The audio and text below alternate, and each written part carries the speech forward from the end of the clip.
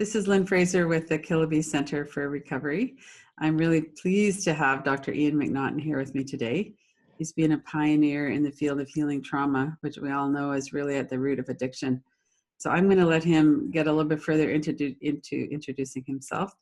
And go ahead. Well, Lynn, thank you so much for giving me this opportunity to present some of what I've learned about the field of trauma, and in particular, in this interview, the area of addiction. I've been working as a psychotherapist counselor for about 45 years now. And of course, in that time, seen a lot of different situations. Sometimes I've found I've been more helpful, other times not so, and which always catapults me to learning more. And in the early days, that was meeting my good friend and original therapist and mentor, Dr. Peter Levine, who's the developer of Somatic experiencing, which is a body-based, mind-body-based method of working with both developmental and traumas that would be more in the direction of high activation and into PTSD. Actually, when I first started studying the trauma work, it was actually led by my son, who was about 4 and couldn't speak. I should say he could speak, but I had a terrible time understanding him. No one seemed to be able to help him. And like a lot of things in addiction, people have opinions about, well, if you just stopped, or what's wrong with you, or why can't you, right? And in my son's case, it was a parallel where I was told I'm being enabling by worrying about him, or wanting to be with him in the treatment room while he's afraid, and being told I should stay out because that's part of the problem. So I was recommended to Peter Levine in California. Of course, I live in Vancouver, British Columbia. So flew down to see Peter, and he informed me he wouldn't work with his speech. And that I had to, yes, that was quite a surprise to end up flying my son down, everything, having had a conversation, and having Peter say, well, I'm not gonna work with his speech, and there's something functional going on here, something different than the symptom. So when we think of addiction, it's always about the drug, sexual addiction, alcohol originally was one of the big ones, shell shock from war, car accidents, and somehow it's in your head and you should get over it. Right. So that when I look back on it now, that made perfect sense, that he was basically saying some of the same thing, that, look, something's going on here. There may be something medical, in terms of his physical apparatus to be able to speak, but he didn't trust that. So, and he also wanted to know how often I was going to see him, because otherwise should take him home, because he isn't going to work with him unless he can see him frequently enough. All of that, as you can imagine, was a little bit surprising. However, Peter is always a pioneer and so out on the edge. One of the world-class pioneers in the field. So that started a relationship of him working with my son, and then I got curious and worked with him myself, and it was very, very illuminating as I worked with him for over 8 years intensively, as did my son did less so.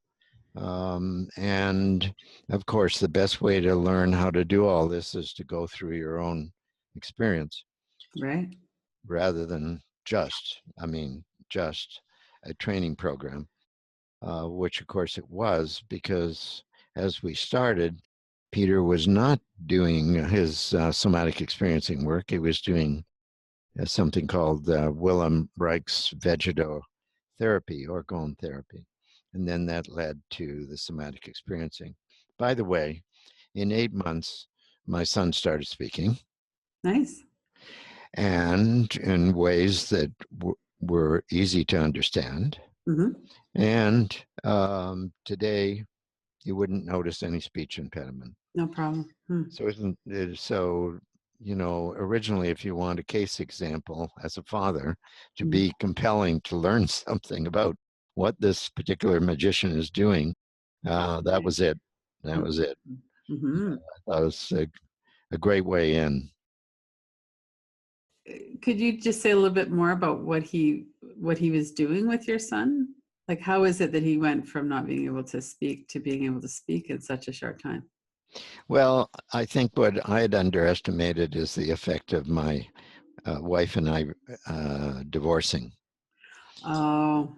right? Mhm. Which put, as I understood it, and I think it's accurate, um, put a tremendous amount of stress on him, as it does any child when they really don't want their parents to split. They just need that safe container so they can go on with their life and grow up. Right.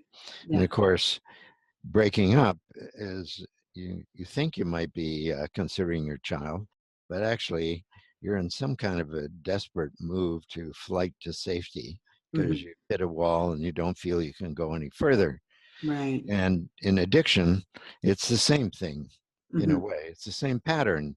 I've rarely met anybody uh, who is struggling with addiction that says, "Oh, I like my addiction and I want to keep it." Right. It's more about, this is the only way I know how to cope, and I'm trying to deal with the shame of people not understanding what it's like for me. So that's a very radical departure from talk therapy, which would have been the Mm. primary therapy at that time. Yeah. No, Peter was working somatically with John's nervous system and obviously his from what I can understand, although it was all confidential, right? Peter was not Mhm. telling me what he was doing, other than I could see that John was happy and much more energy and felt connected to Peter as a safe um, harbor mentor, which Mhm. of course is primary, right? Mhm. And really, I think working through um, John's ability to have the action in the world that was being taken away from him in a way that he could feel more proactive and empowered and not stuck, especially in terms of being able to also express what he wanted to say and what he wanted to do in a clear way and have just about anybody understand him. So it was quite miraculous. But I think these patterns of what we're all working with, I have tended to be a very, uh, I think people might still say that about me at 80 years old, um, uh, driven chap in terms of wanting to contribute in the way that I can make a difference. Mhm. And so I originally was a businessman and quite successful. And around the time of I was 29, I had a near death experience by nearly drowning and hauled out by the lifeguard. And that was a big turning point. And as I think Mhm. a lot of people know, with addiction, something has built up to a certain point that's the medicine that or the mode that satisfies something, but it doesn't really do it. I remember a client I had who was a consultant at a large public institution here, and his job, he had been a practicing alcoholic, and now uh, he was dry, but he was head of the alcoholic HR part in this organization. And he said, with the first drink, he said, I just feel a sense of the stress leaving, Mm-hmm. some ease, some betterment. And he said, it's such a relief, but it isn't fully relieved yet. The second drink kind of gives me that. He Mm-hmm. said, I'm starting to feel peaceful. And then I would like to continue that. So I have a third, and then it starts to wane, and I keep going, Right. trying to get back to where I was until Mm-hmm. I'm drunk. Right. And I think how much compulsive behavior, whether it's being a workaholic, drinking, alcohol, sex addiction, um, addiction to any kind of form, games, uh, uh, one relationship after another, anything that is more in a compulsed way has primarily incredible antecedents of the person striving for wellness and Right. get caught in a certain vector. Mm-hmm. And once they're in that, it just carries on and gets patterned more in the neurophysiology. Right. And that really points out how we're all trying to do the best thing for ourselves. Oh my gosh, yeah. Yeah. Yeah, And we're all trying to get away from something. that's true. And I often think with myself and, and the work I do with psychotherapy and the family business advising I'm doing, which of course there's often somebody in the family struggling, Mm-hmm. uh, that one pattern we can often utilize in our life is what are we moving away from? And that usually tells us what we're doing in flight. Right. While if you can get the mirror image of it, it tells us what to move towards. Ah. And I hear that in people's language a lot, and sometimes my own, about what I'm moving away from. Well, certainly, if, as Peter Levine described, working with Nancy, where he developed his patient, that he developed the model, was Nancy was having terrible physical, somatic illness symptoms, and he was working with her breathing, and she had her eyes closed, and all of a sudden Peter had an image, and she was shaking, and Peter had an image of a lion, and so or tiger, sorry, and he said to her, Nancy, run, run, get to the rocks, a tiger's after you. And she did it, and she discharged the energy that she was braced and holding, that was just holding like this, and boom, it undid in a flight fight pattern, and the shutdown, that everything was locked up, right? Mm-hmm. Then, and that was the beginning largely of him having a breakthrough in the work he did. Of course, his doctoral work was about accumulated stress, reserve capacity, and self-regulation. And um, so he had his first doctorate's in medical biophysics. So he had a very neurophysiological grounding for the theory he has about that uh, trauma is basically largely about us not being able to take the action that if we could, we would not be traumatized, Right. Yeah. right? And learning how to titrate the sensations in the body, the small little movements and gestures and sensations between contraction and expansion, and also the uh, sense of pendulating between polarities, which we usually get stuck in between. I want to stop. No, I don't want to stop. Okay. Right. Can you say a little bit more about that? Like the threats used to be primarily physical, and now they're often social. Yes. Certainly physical ones too. Well, when you think about the background of us, we're in a cultural milieu. We have, there's more science coming out with epigenetics that Mm. trauma can be passed down through the generations. And the indigenous people kind of talked about that and knew it Mhm. and do know it. And the non-native people, it's kind of a newer concept, right? Um, so that sure, we come into the world hardwired with certain genetics, right? And then what do we do with that? And how does the environment um, support or hinder the the best we can do with the hardwiring? And so there's the developmental sequences that we go through, right from the beginning of in utero, being born, creeping, crawling, standing, moving. And then we're affected by um, how differentiated, and I don't like the word functional, how how well the families manage to do with what they got Mhm. individually and collectively, because they are trying to do the best they can, even though it might not look that way. And you have to speak to that health. And And before we actually go on, yeah, can you just go a little bit more into differentiated? I'm not sure that everyone would know what you mean by that. yes, that's buzzword. But basically, most of us um, spend a fair amount of time reacting to other people, Yeah. right? Yeah. We don't like what they said, or their tonality, or their body language, or how frequently they uh,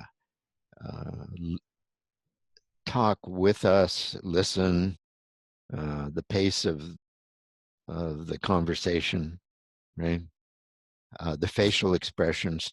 Stephen Porges is a good friend of mine and certainly of Peter's, has developed his science around, and he has very hard science about it, about how the face and the social engagement and the gesture indicates so much of whether a person feels safe Hmm. with you. And safety is the number one issue because it's a survival issue.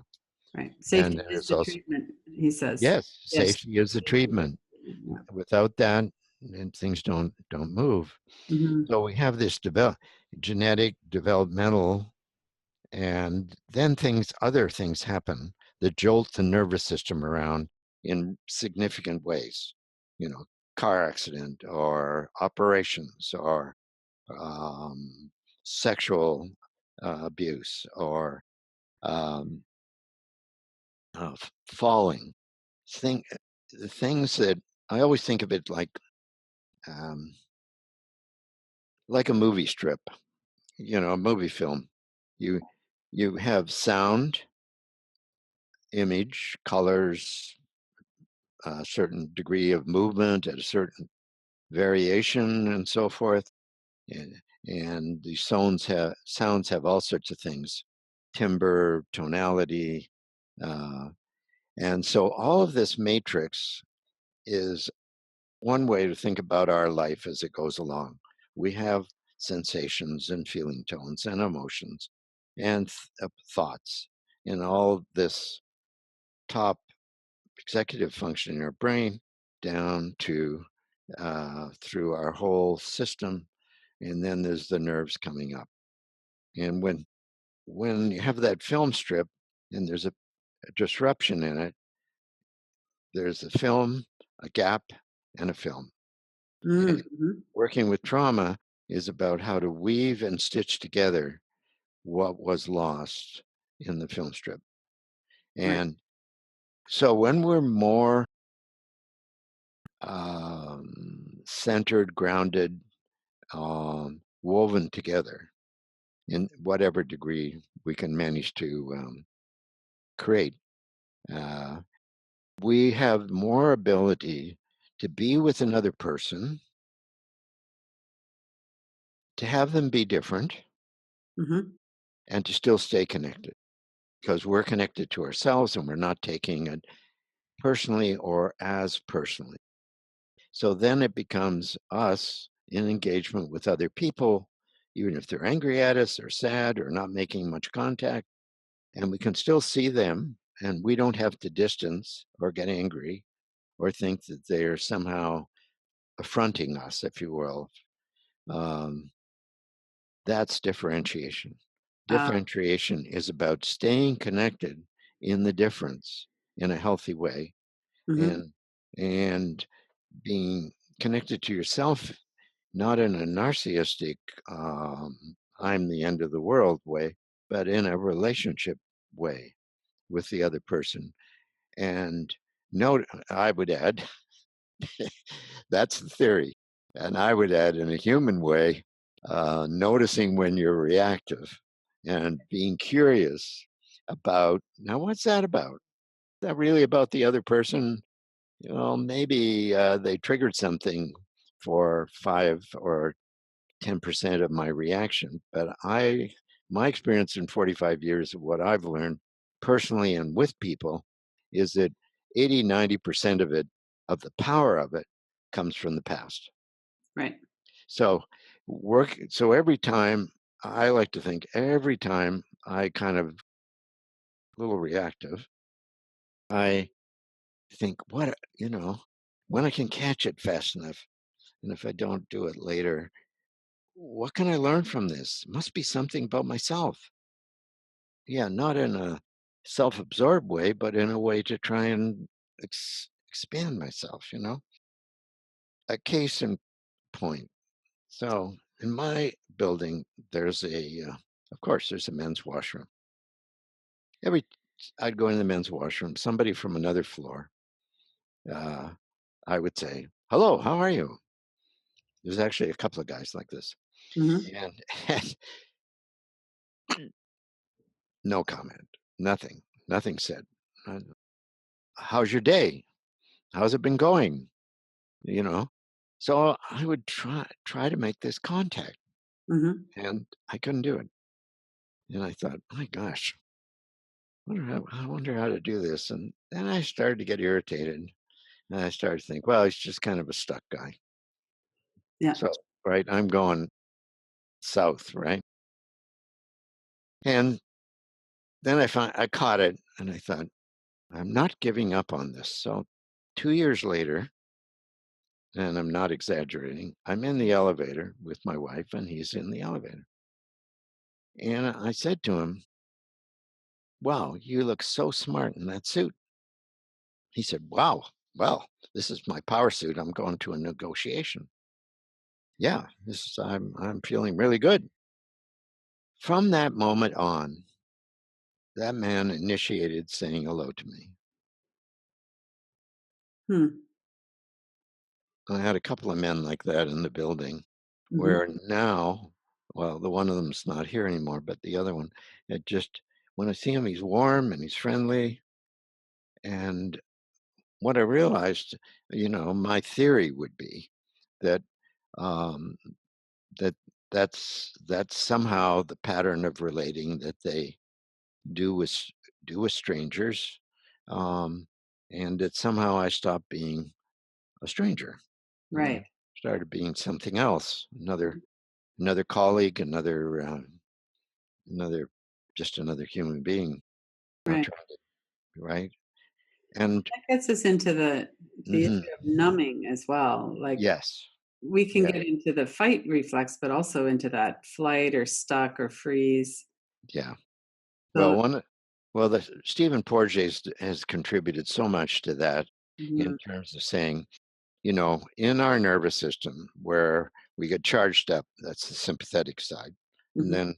then it is ideally going to peak, and we come down into the parasympathetic, which is sleep and rest, and all our organs in our belly start to relax more and function better.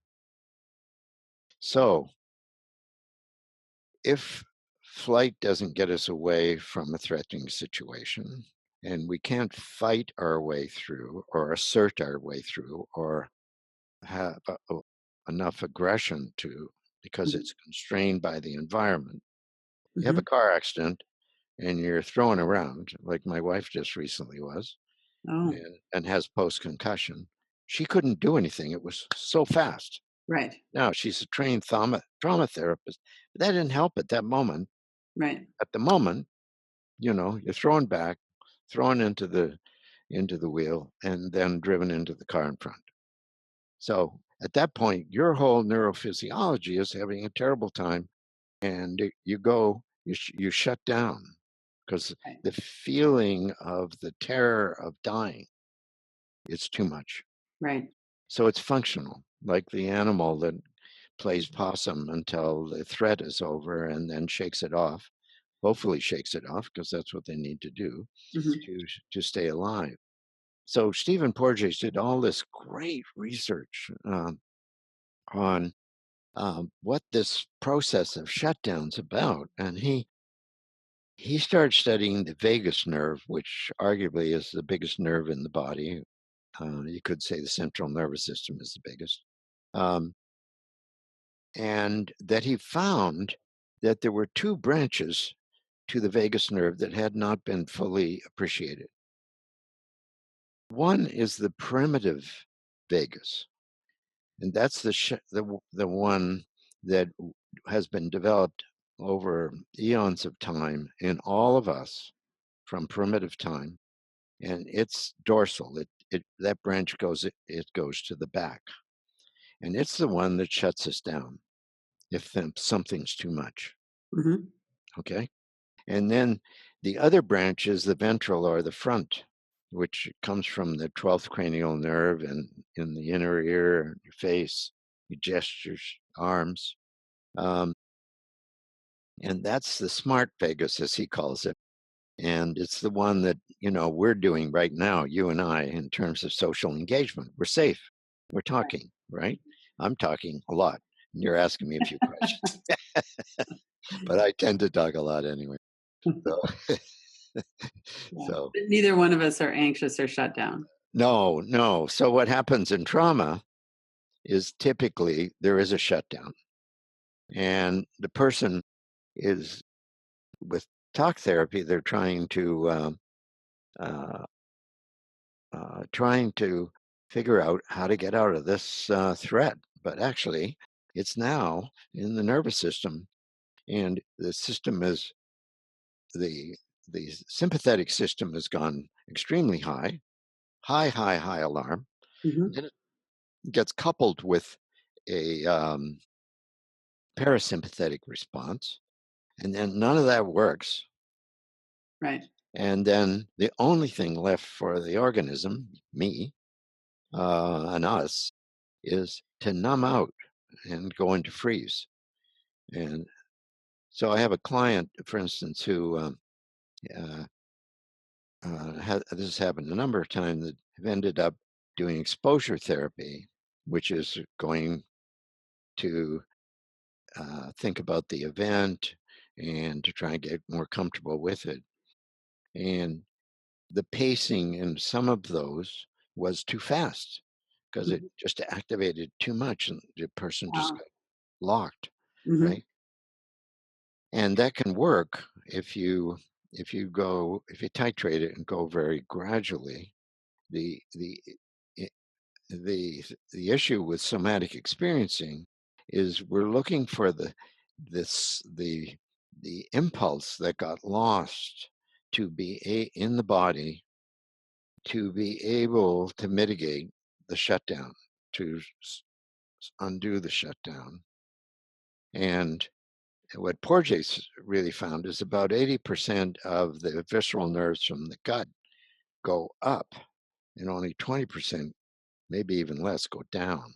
So Right. when we're trying to do talk therapy about what's going on, including IBS and fibromyalgia and all sorts of things that can be and have been helped significantly with somatic experiencing, which in itself is just a model of what Peter's research and Stephen Porges has found, that's been validated in a number of ways, including research, uh, to actually work.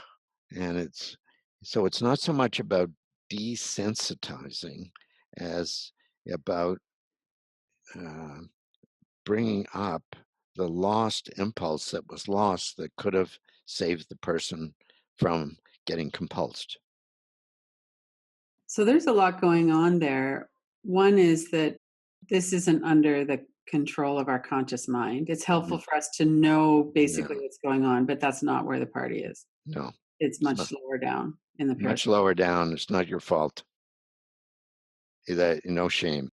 Right. There's so much shame underlying, unless it's a very narcissistic person. I mean, totally cut off from affect. But even in that, not much sure that's in the culture now. What's under there is emptiness. Their developmental or trauma issues are the person has had to build a persona, a self to cope, Hmm. right? So, what do you want to attack that? I don't think so. You want to try and build up. Uh, I don't know. I've many people that I've worked with addiction talk about feeling empty. Hmm. You know, their lack of purpose, or they have a lack of driven purpose, but in the quiet of the night when they're alone, there's something about their sense of core self, knowing themselves, feeling inside of themselves their own fundamental goodness Right. is has waned, or is uh, disappears, or what, or isn't developed enough. And I I think we need to help people with, it's about support and challenge, Hmm. appropriate support and support, appropriate challenge. If you're just doing support with somebody who's in compulsed loop about addiction, um, probably not going to help enough. You have to find a way to appropriately intervene to help with connection, that they feel like you're with them, to give them tools and methods and help them through some of the places that there was the shutdown. Right. And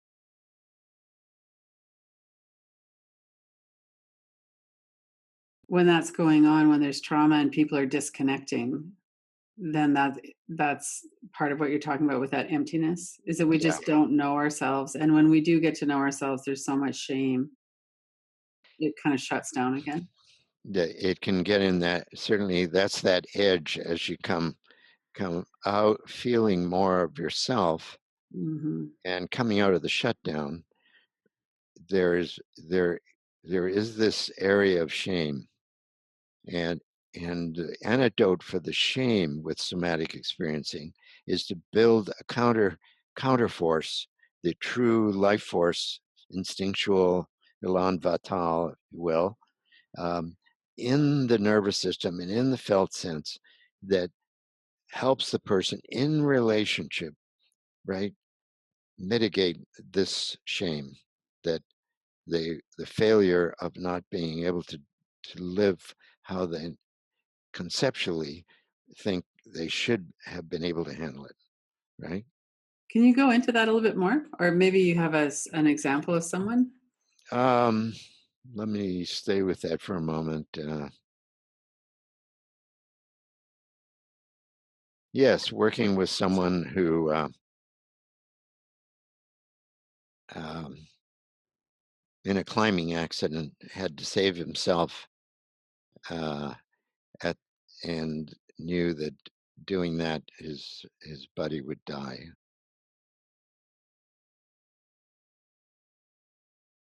That's a very high stakes situation. Yes, it is. So you can imagine how much high alarm there is. Yeah.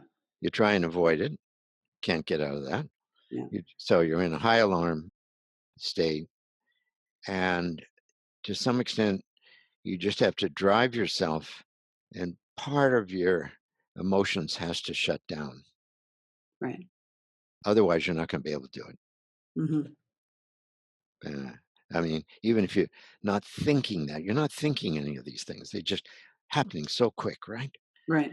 It kicks in the primitive part of the brain, the survival to live, right? And Yeah. that just, you're not sitting up here usually in your intellectual executive function in the prefrontal brain Right. saying, oh, logically, I need to do this and that. No, the animal is taken over, right? And Hmm. even though you might have some of this, it's going to get you out. So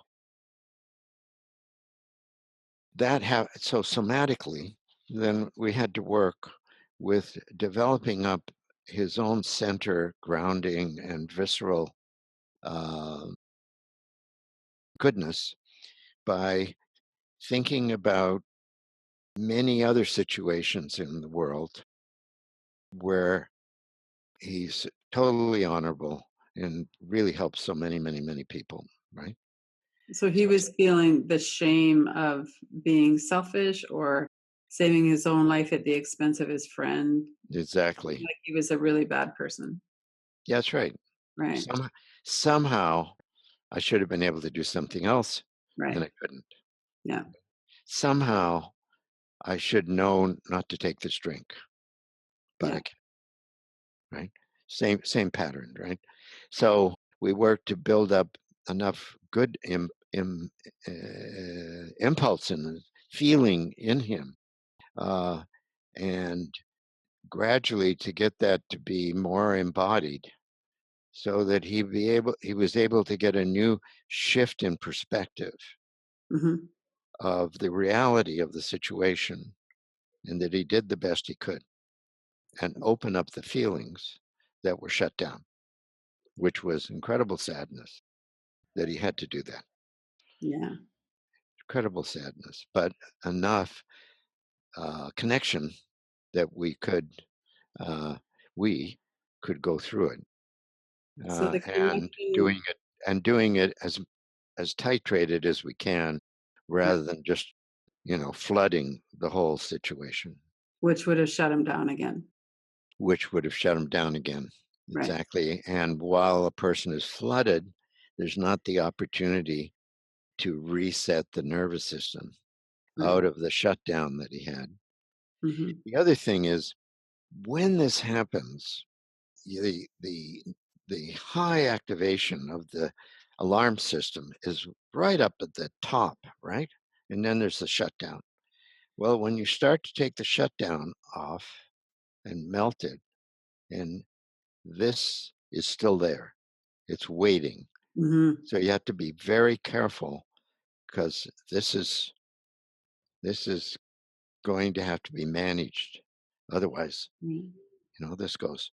And so it really is especially with, especially with very capable people in the world who have, which characterologically we might say they tend to have a more external behavior, rigid structure. They get things done.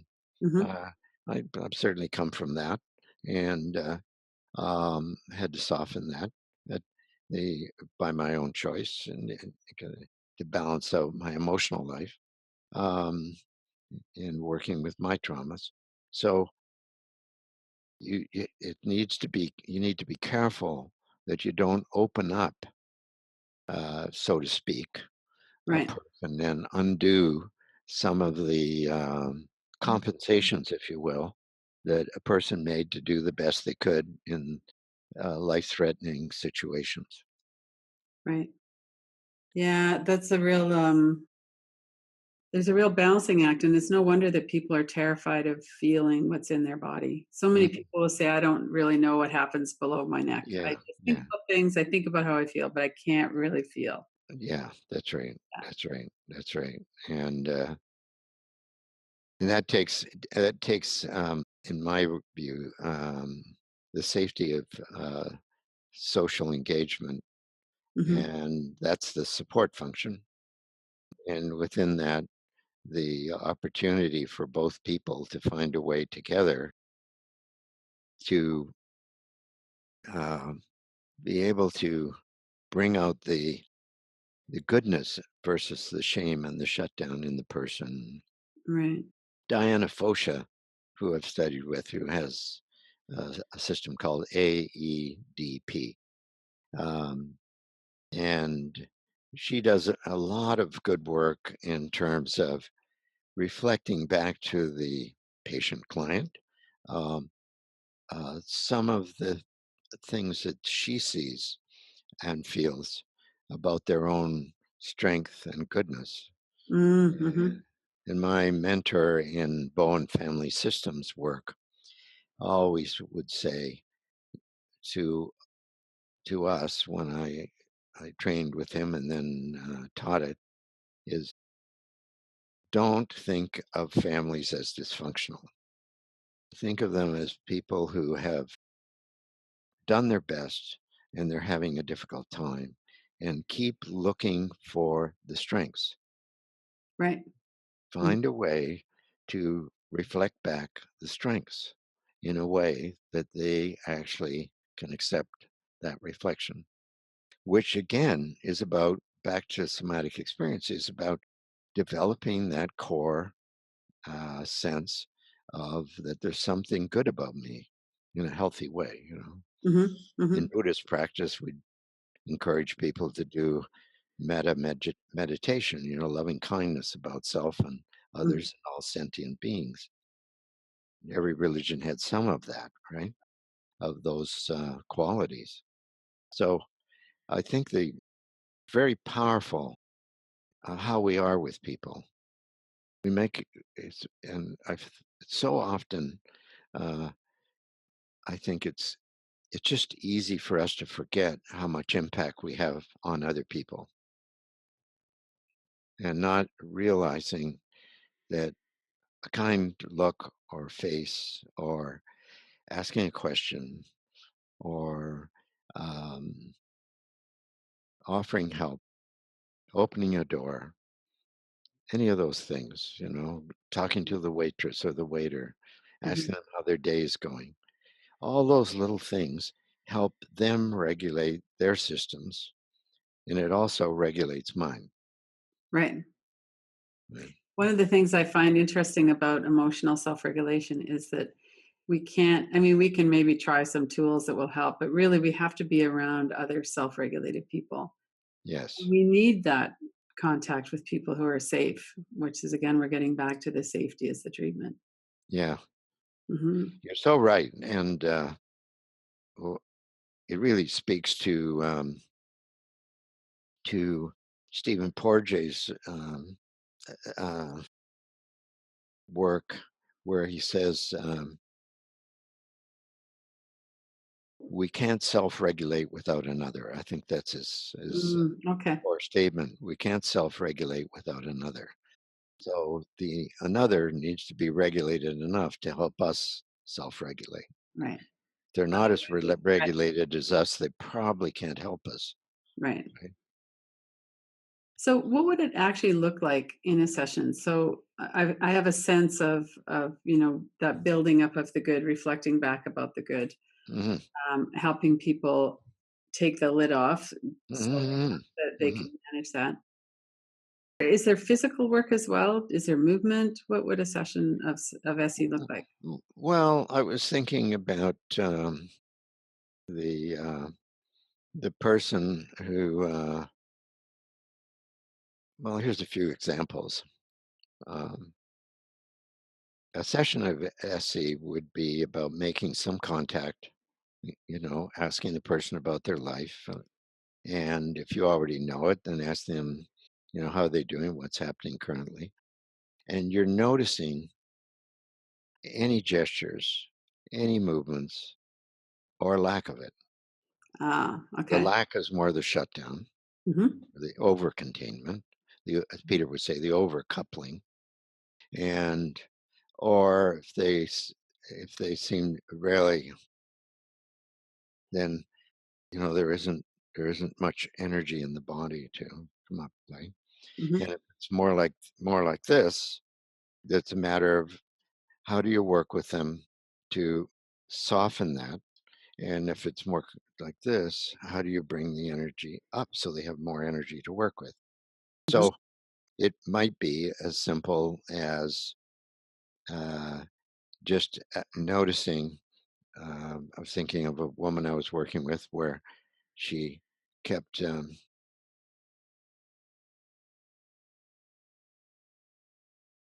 as she was talking, right? And I asked her, would she just pay attention to that? What is she noticing? right? And first she said, I don't really feel anything. And I said, well, I wonder if you could just notice your feet and your weight on the chair and how your how your arms are and so forth. Just gradually starting asking her, what do you notice? What do you notice? Little pieces. Well, Mhm. not very much, but yeah. Well, I do know they're there. Okay, well, what happens with your hands? Oh, well, I notice when I squeeze them, I stop breathing. Oh, could we just work with that? Because what we're working with is expansion contraction now, Mhm. and we're working with pendulation between the two polarities. And then she says, oh, took a breath, said, I'm trying to hold it together because I think there's too much feeling in there. I said, So okay, she's well, literally using her hands to hold yeah, it down. to self regulate. Right. So you don't go, okay, well, what about this? Right? Yeah. So I said, could we exaggerate the holding, the looking after yourself a little bit more, and Mhm. then gradually open the hands only as far as you want, and then do this again. Oh, she said, oh, my breathing's changing. Oh, wow. Right. Mhm. Oh, I can feel my legs now. Oh, okay. Right. Oh, I feel more present now. Mhm. Oh, I didn't know I didn't feel present. Oh, and now I feel sad. Right. And I'm remembering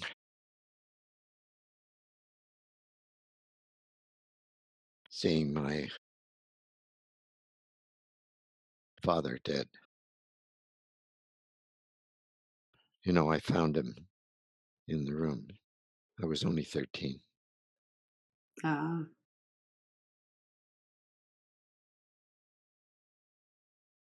And she's been like that ever since.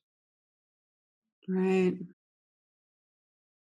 So now you're starting to, it's the beginning of the work of starting to move through gently, gently, paying attention to what people's movements, their fingers, their gestures, whatever. And sometimes having people stand up with you and and having them take your hand and just gradually pushing out so that they can establish their own boundary and feeling what happens in their body when they do that. And Mhm. what happens if they take in and stopping where they feel hesitant. So often people will say, oh no, I can't do that.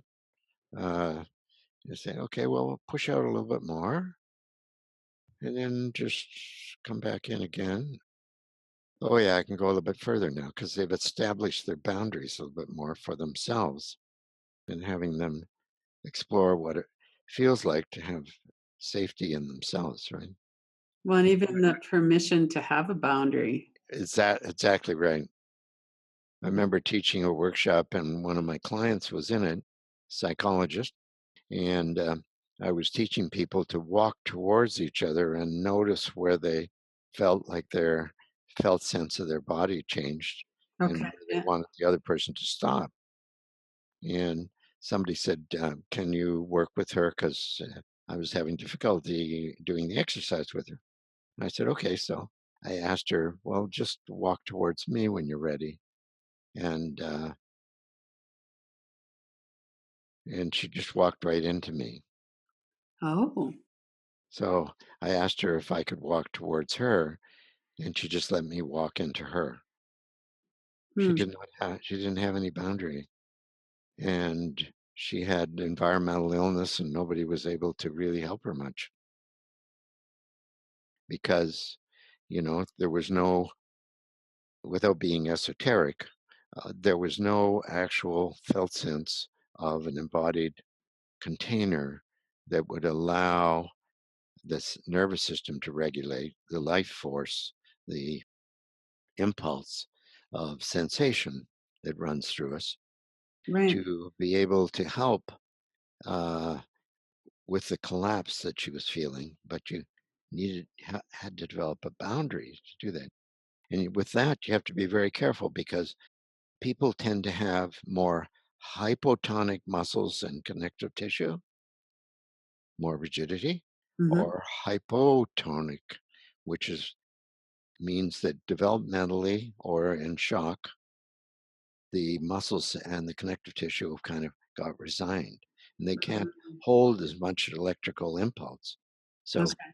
you have to be careful in any intervention to just titrate, bringing in more sensation with the hypo. And Hmm. with the hyper, you want to be careful how to uh, uncouple the rigidity and allow the life force to flow more without it being overwhelmed and too activating. Yeah. Wow. That makes sense. Most of Okay. us have a balance between hypo and hyper. That's the only Right. way we get a contrast. But with trauma, it gets all mixed up Yeah. into hyper spots and hypo, or just hypo. Well, and it's no wonder we want to get away from that experience. Oh my gosh, yes.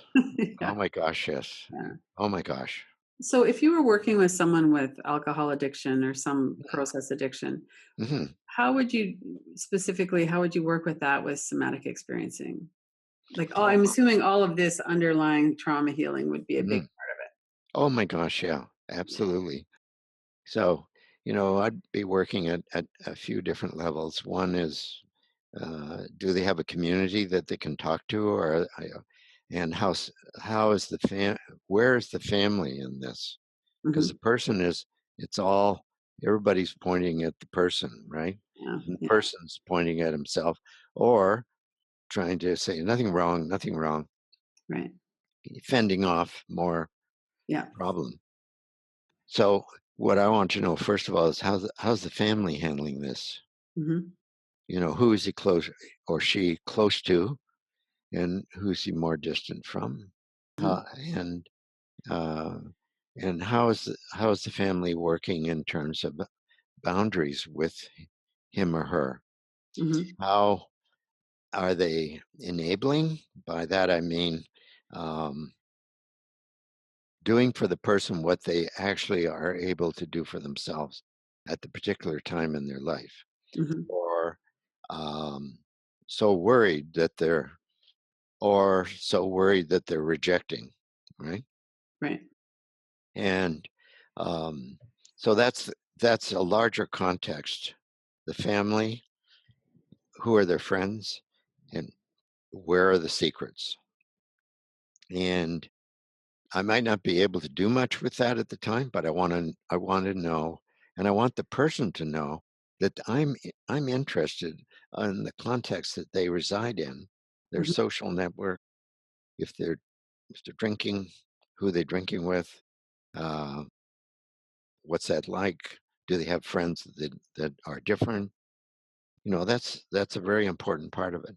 And then on the more interpersonal level, trying to see what kind of connection we can make, mhm, right? About what, right? And how, in the social engagement that you and I have just been talking about. And and bit by bit, trying to build up a sense that I'm not seeing the person in a way that's shameful. right. I'm not seeing the person as limited. I'm not seeing the person as bad, right? And I'm appreciating uh, in a healthy way that they're actually working with me because they're trying to do something different. And at the same time, there's all these restraints culturally, family, friends, uh, people at work who don't know, right? Um, that are constraining them, and the children, if they have children, the children doesn't know. Right. So it's just not about opening that all up, but being understood. What is the crucible in which we're doing the work, and then what's it like between us? Then working to, uh, if they're more rigid structure, trying to work with, for instance, the one would be the hands, right? Interpersonal contact in that way. Um, I actually do hands-on table work with people to gently help them either undo some of the shutdown or bring up some of the and or core Mhm. impulse. So Mhm. they start to feel something other than empty and limitations and stuck, right? And Or if you they're might be very, the only person who really reflects that to them, who reflects some sense of worth and that they're doing their yeah, yeah, the very best they can. yeah, However, it isn't getting them through. So obviously we got to go somewhere else, right. right? And how are we going to do that together, right? Mhm. Right? How are we going to do that together? And how to and when there's relapses, how what was the antecedents and what got too much? And somebody else might be taking antidepressants and clonazepam for anxiety, but this person is drinking, right? So that's the medicine of choice, Mhm. and that's the one that's predictable and all those kind of things. Right. And so working hands-on with people that will allow it, right? Judiciously. Uh, if people don't like touch, then you can use a pillow. Mhm. If And also noticing as they're talking about things, how their body's doing, what's happening in their hands, their arms, their engagement, Mhm. getting them to stand up and walk back and forth to where the boundaries are. You can use string, Mhm. colored knitting wool to put for them to play out on the floor their boundaries, Mhm. or having them do that with their partner or with a family member or Mhm. with me, Mhm. and exploring how big is their boundary or not, and how how big is mine, and is there a do they touch or don't they? Or doing art on how they see themselves as a young person, where they are now, where Mhm. they'd like to be, and then some image of where the gap is. What does that look like? Right. We also use a sound that um, which I'll demonstrate and people could use. It helps regulate the vagus nerve, and it sounds like it's some Eastern Indian or Buddhist chant or Taoist sound, which all of those systems use for spiritual growth and healing. Mhm. Uh, but actually, it's very specific to helping the vagus nerve. I would say 80% of my sessions, I use this, sometimes right at the beginning. Mhm. I have somebody I work with who has really hit later in life some really tough trauma helping other people. And he does it 5 times a day. It Mhm. helps him regulate and keeps him feeling that he has some action that he can take that actually viscerally helps him. So I'll make the sound, all right? And it's like taking a breath in. And the idea is that hopefully it's going to vibrate the belly, all right? So, and it's not like a long chant, like a hell thing. That some people I'll ask to do it, and they'll go, "Voo."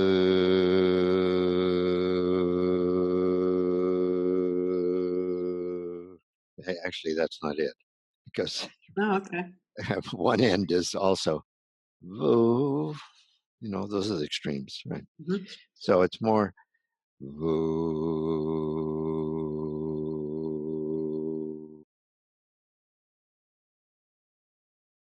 And sometimes we do it together. Some people want to do it together, some separately. And they do it like 2 or 3 times, usually three, uh, and then asking them what do they notice at the end of it. So I wonder whether you and I could do it together for 3 times and then to Sure. find out what it feels like in your body. That'd be okay? Sure. Okay. Yeah. Do you want to start or do you want me to start? You go ahead and I'll just follow along with you. Okay, that's good. Okay. All right. Mm,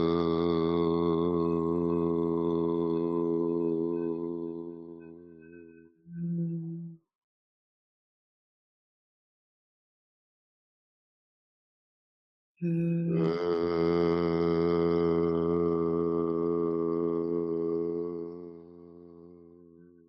mm. One more. Just noticing about the vibrating of the belly. So,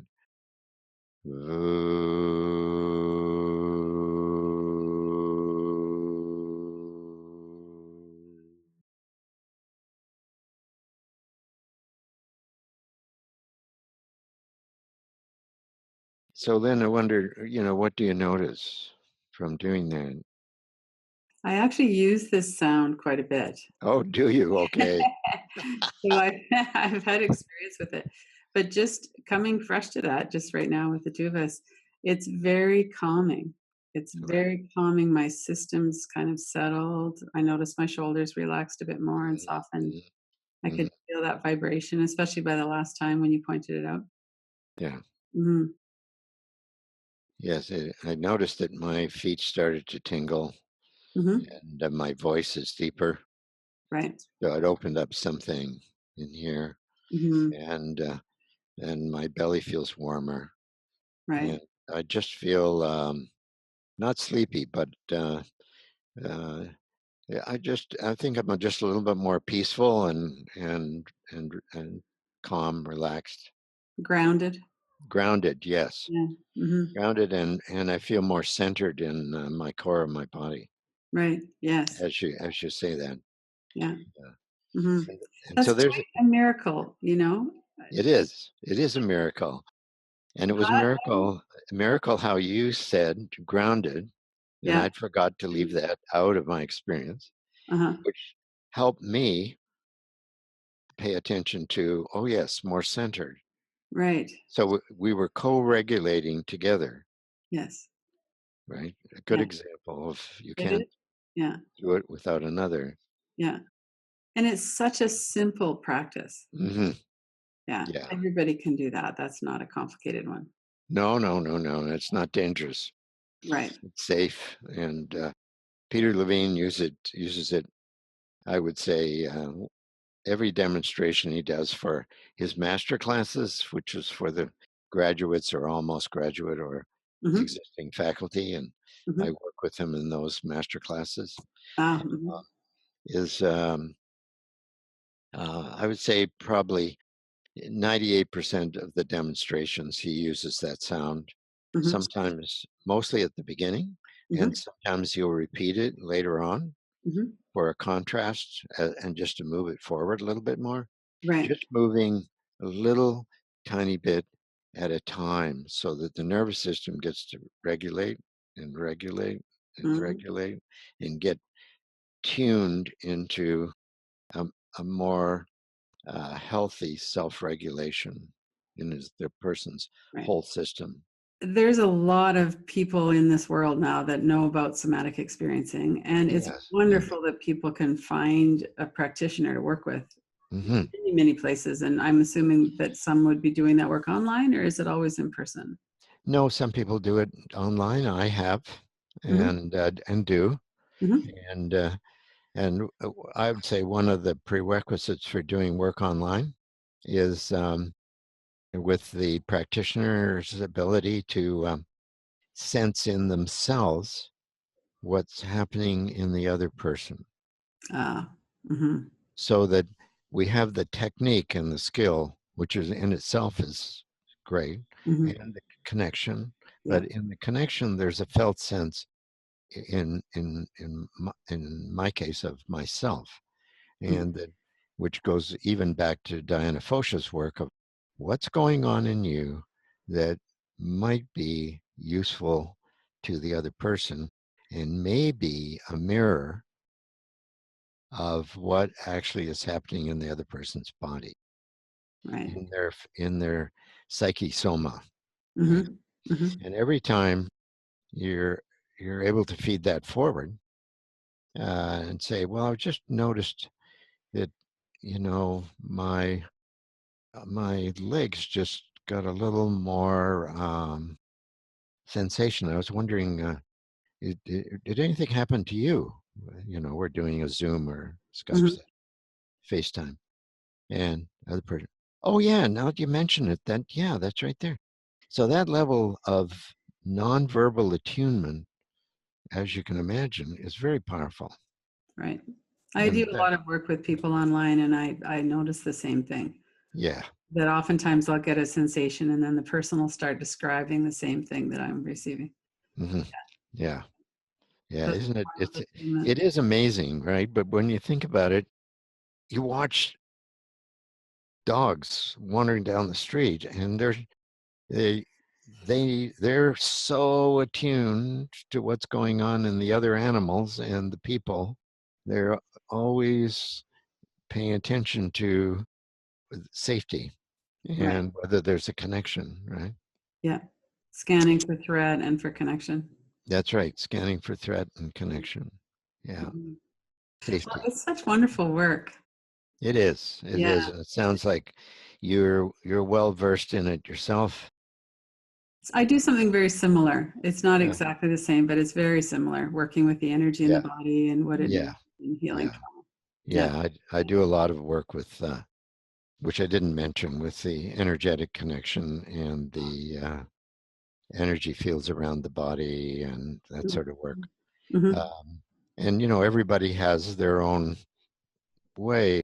And one of the things about somatic experiencing and some of the other methodologies, EMDR, which I trained in '95, and some other methodologies, you know, just as I think you are an example of, uh, there's a theme that goes through all of it about what makes it work, Yes. right? And Yeah. you sound like someone who has found your theme about how it all works, and it's your way, and it works for not just you, but for the people who come to you uh, Right. uh, looking for assistance for a better life. Mm-hmm. Mm-hmm. Yes, it's wonderful actually. And I think a lot of people do have that capacity Yeah, if they feel safe enough yeah, to allow that process to start happening.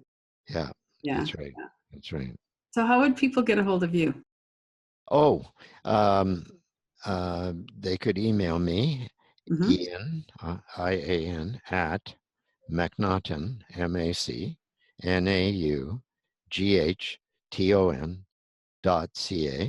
Okay. For my family business work, I have a website called www.transitionpoint.ca. Mm-hmm. And I do some teaching. My private practice is closed to new people.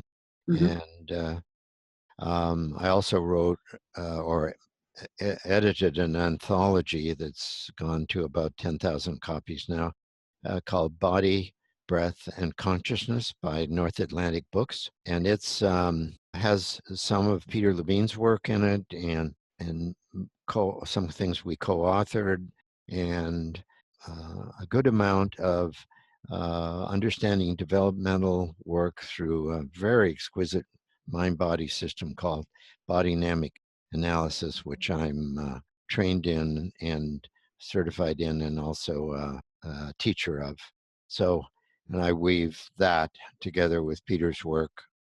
Originally, I started with body dynamic analysis through Peter, Mm-hmm. because he and I were in the first 2 years together studying it. And then he decided he really needed to focus on his own work because he just couldn't do it all. So he stepped out of the training. I went on and then became a teacher of it. And so that's in the book as well. And it's so for people who want to understand their character and also family systems and trauma work, uh, and Reiki and vegetal therapy, there's Gestalt therapy. Mm-hmm. There's different articles by different people who I've learned from, as well as my own work. Oh, that sounds fascinating. Yeah, Yes. yeah. It's a real synthesis, bringing in a lot of pieces. Yeah, and I think that's, Yeah, it sounds like that's what you do too. yeah, very much so. Yeah, You know, we, I always think I hesitate at the edge, going, oh no, no, no, no, no, I learned, I can't, I don't have the time. And boom, I start studying something and so, what is the address that they should look for Peter's work for the somatic experiencing? Is it the Training Institute or? you know, well, just Googling somatic experiencing Mhm, or trauma healing. Um, and there's the website gives a lot of information about it, about the work.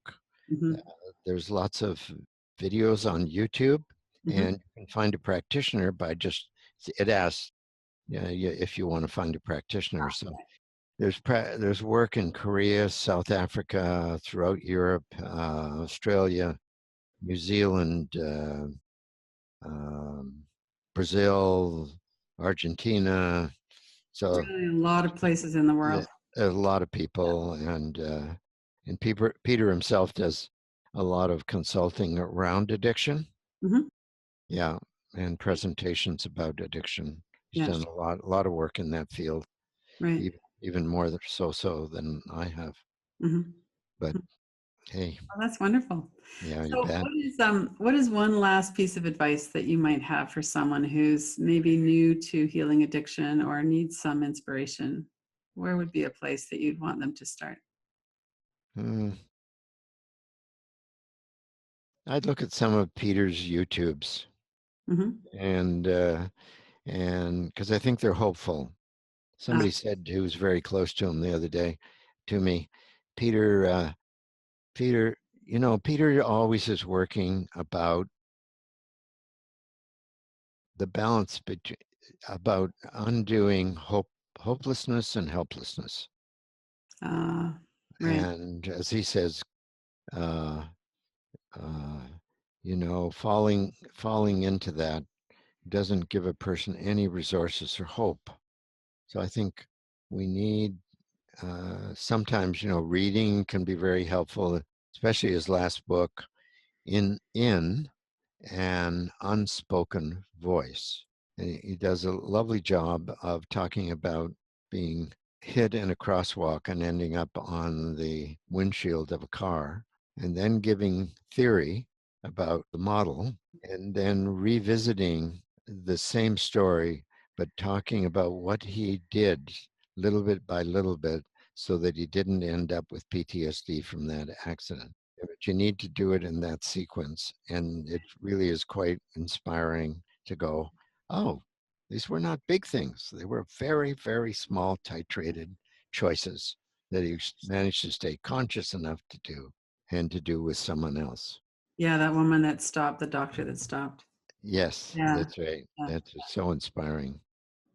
Just watching some of his work, I think, is for a lot of people, they want to read Mhm. and get the book. For some people, they need the visual, they need the voice, they need and some people want both. Mhm. For me, when I'm learning something, I like to see a practitioner uh, do the work, Mhm. or to do something in an embodied way that I go, wow, there's something more I could learn. Right. And then I'm interested in theory. I have clients who need a map, a cognitive map of what we're doing all the time before they can trust any exploration. And Yeah. other people, I remember a therapist saying to me, so you're telling me, what we're doing. And I just want you to know if that makes you feel better and you can work more effectively with me because you do that, fine. But I just want you to know I'm not interested. All I'm interested in is the experience. And as That's awesome. someone else who says, you know, They why want did you ask me that? How come? But yeah. okay, when you get the map, okay, well, okay, now I understand what's going on. okay, I'm willing to explore some of these things. Right, right. It's so important to have this be individual. Is That's work. a good point. Yeah, Exactly. That's it. yeah. Yeah. So when you work with people, you feel hopeful and Always. optimistic. Always. I had a client say, are you going to guarantee that this is going to work? And I said, yes. And they said, oh, really? They're a therapist, right? Yeah, yeah. You're not To supposed a to say number of people. No, you're not supposed to say it. What the hell? I'm 80. I'm going to do it. that. And they said, well, how do you know that? And I said, well, I believe in myself. I believe in you, and we can do it. Right. But we just have to hang in. That's it. Yeah. And if we do it, we can do it. And then I usually say to people, if they say something is about doubt, I say, do you want to work with a therapist that believes it can't happen, Right. that's in doubt? Is that who you want to work with? Mm-hmm. Do you believe me when I say we can do it? Mm-hmm. Well, sort of. I said, good. Keep the skeptical part because Right. you earned it, and let's not try and take that away without evidence. Mm-hmm. As you get more evidence that this actually works, you'll Yeah. find that changes. But you earn that skepticism and that sense Yeah. of distrust about what I'm saying. Let's Mm-hmm. keep it in the room. Right. Give that space to be there too. Yeah, absolutely. What Yeah. the heck? It's Mm-hmm. important. Yes. Yeah. You, you Yeah. want to Well, I throw think that it really away. comes across, it comes across to me that you've had enough experience with people and certainly with your own healing that Mm, you know the basic goodness that's there and you know that yeah, people can heal. that's the issue. The basic goodness is there. Yeah. Yeah, and I always remember uh, uh, being with a lama who's giving a talk, and a wonderful guy. He's passed away now, and he said, "Well, there's always Buddha nature in Buddhism," Mm-hmm. and he said, "Okay, well, yeah, there's all sorts of things that we have to struggle in life, and some not so pretty, and some really take us in bad directions or good directions or whatever." But he said, it's impossible to not have Buddha nature. A Right. person with emptiness doesn't know that because it's just a head trip, right? And maybe just makes them feel worse about what they can't do rather than uh, whether we use another model of just talking about an embodied core self, centered, grounded, appropriate boundaries, being able to have a certain degree of appropriate flexibility in any context, Yeah. and how to feel uh, that you can take care of yourself appropriately in life, in Mm-hmm. engagement with other people. And that's pretty good if we can do all those things. Yeah, we always got to work on that. That's a lifetime. I'm still working on that. Lifetime work. What do I do with my extroversion when I'm in a relationship in the therapeutic encounter? How can I channel that excitement and life force in ways that are useful to other people? Right. Have Right. to learn to listen a lot Mm-hmm. and reflect back and engage. And Right. so, so I'm practicing, Lynn, I'm practicing. Yeah. That's an Oh, awesome answer. And we can all listen more. I know Yeah. better. We can all do We better. can all do that. Yeah. Yeah. Well, thank So, you so much. This has been fun and very informative, and I've enjoyed getting to know you a little bit and know more about the work. It's been great. well, you too. And thank you so much for giving me an opportunity. Just this always throughout my life, whether it's business or now in the more consulting to family businesses or psychotherapy. Uh, I mean, if we're not here to contribute something to the world and to other people, Hmm. it's it's it it isn't a fulfilling life for me, Right. Hmm. right? Hmm. I was raised that way, and I just passing it along. Right. Yeah, Yeah, I feel that way too. And wonderful. it's a wonderful experience to be in alignment with that and to know that you're being of service. And just by being who you are.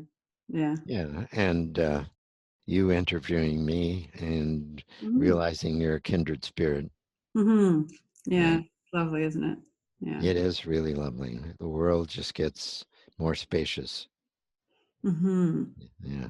Mm-hmm. And safer Yes. and more goodness. Yeah. Yeah. And then we connect with each other around that. Yeah, and loving kindness, Yeah. right? Mm-hmm. Can always do that. Yeah. That's the real key. Yeah. Yeah, right. Well, thank you. All right. Thank you too. Go to killabecenter.com, Radical Recovery Summit, for access to the interviews. You can watch them free online, or you could purchase an all access pass. killabecenter.com.